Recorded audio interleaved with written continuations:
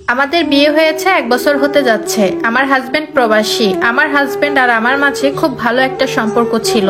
বলা যেতে পারে একজন আদর্শ হাজবেন্ডের ভিতরে যে কয়টা ভালো গুণ থাকা দরকার সব কয়টাই আমার প্রবাসী স্বামীর ভিতরে ছিল। যদিও সে প্রবাসী, কিন্তু আমার কোনটাতে ভালো লাগে, কোনটাতে খারাপ লাগে, কোনটাতে আমার অস্বস্তি হয় সবকিছুই সে খেয়াল রাখতো। গত 2 দিন আগে আমার জন্মদিন ছিল, যার কারণে আমার প্রবাসী স্বামী আমার এক ভাইয়ের মাধ্যমে কিছু উপহার এবং কেক পাঠিয়ে আমাকে সারপ্রাইজ দেয়। আর এগুলো দেখার পর আমি অনেকটা খুশি হয়ে যাই। কিন্তু এগুলো দেখার পর আমার শাশুড়ি আর ননদ তেমন একটা খুশি হয়নি। তাদের মুখ কালো ছিল, ভীষণ অখুশি ছিল। বলে রাখা ভালো, আমার বড় ননদ আমার শ্বশুর বাড়িতেই থাকে। আমার বড় ননদের 2টা মেয়ে নিয়ে আজ এই 5 বছর ধরেই আমার শ্বশুর বাড়িতে সে আছে। যাই হোক, সেদিন পুরো রাত দিন মুখ গোমরা করেছিল সবাই। গতকালকে একটু ঝামেলা হয় আমার ননদকে নিয়ে। আমার ননদ সংসারের একটা কাজও করে না। আমি রান্না করতেছিলাম, এসব নিয়ে আমার হাজবেন্ড কল দিয়ে অনেক কিছু বলে যা আমি জানতাম না। আমি ঘরের বউ, আমি কাজ করব আমার সংসারে, এটাই স্বাভাবিক। কিন্তু দিন দিন কাজের মাত্রা আমাকে দিয়ে একটু বেশিই করাতো। আমার ননদের 2 মেয়ে জামা কাপড় ধোয়া, তাদের খাবার রান্না করা সবকিছু আলাদাভাবে আমাকেই করতে হতো। সারাদিন কাজ করার পর একটু রেস্ট নেওয়ারও সময় পেতাম না। ননদের 2টা মেয়েকে আমার কাছে রেখে সে প্রায় সময় বাইরে চলে যেত।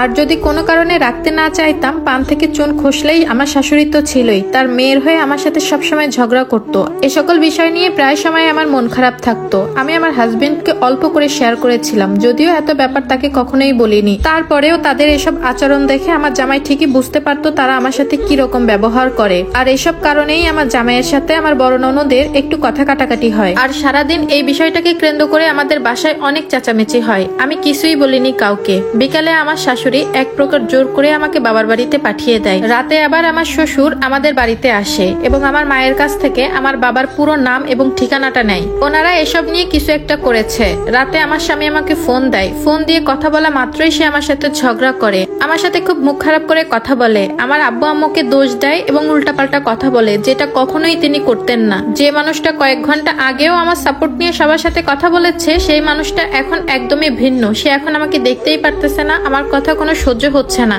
আমার শাশুড়িরা যে জাদু তাবিজ করে সেই প্রমাণ আমি এর আগেও পেয়েছি। ওনারা শুধু বাবা মায়ের নাম নিয়েই কিভাবে সব করে ফেলতে পারে। এমনকি আমার হাজবেন্ডকেও বেশ কয়েকবার করেছে। সে তাদের ছেলে, যখনই দেখে তার সাথে আমার সম্পর্ক ভালো, সে আমার হয়ে সাপোর্ট নিয়ে কথা বলে, তখনই তাকে তাবিজ করা শুরু করে দেয় এবং তার সাথে আমার সম্পর্কটা অনেক খারাপ হয়ে যায়। কিন্তু এই প্রভাবটা বেশি দিন থাকে না, 10-15 দিন পরে সে আবার স্বাভাবিক হয়ে যায়। জাদুর প্রভাব শেষ হতে না হতে তাকে আবারও জাদু করা শুরু করে দেয়। আর এর কারণে তার সাথে আমার প্রতিনিয়ত একটার পর একটা ঝামেলা লেগেই থাকে। মাঝে মাঝে কথা কাটাকাটিতে ডিভোর্স পর্যন্ত চলে যায়।